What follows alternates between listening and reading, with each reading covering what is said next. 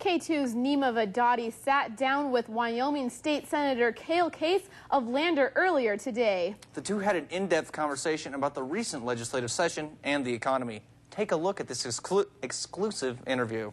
Do you consider yourself different from most politicians, and if you do, then how?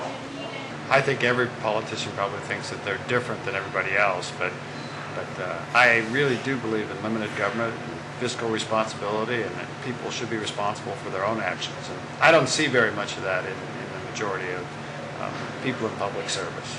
Mr. Case told me some of the high points of this past legislative session were budget restraints and the defeat of bills that could hinder individual freedom, such as the gay marriage ban. And I felt that it was just kind of intolerant and hurting people's freedom and wasting a lot of time, frankly, to debate some of these issues in the legislature. And I was glad to see they all beat back, including the smoking ban. Mr. Case also thinks the anti-bully measures imposed on school districts were unnecessary.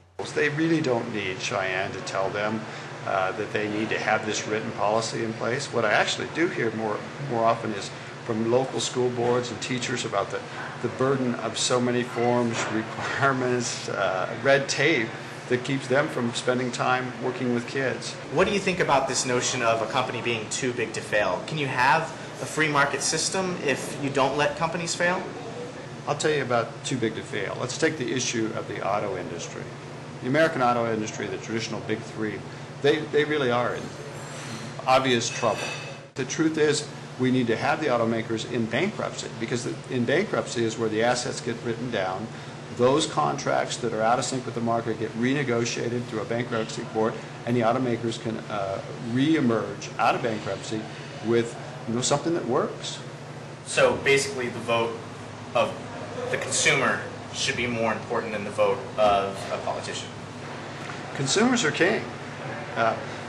Capitalism really does work by providing what people want and what people need, and doing it in a manner, the quality that they want and desire.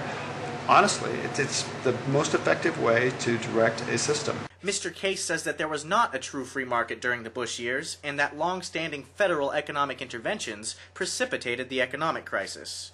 In Lander, Nima Vadati, K2 News.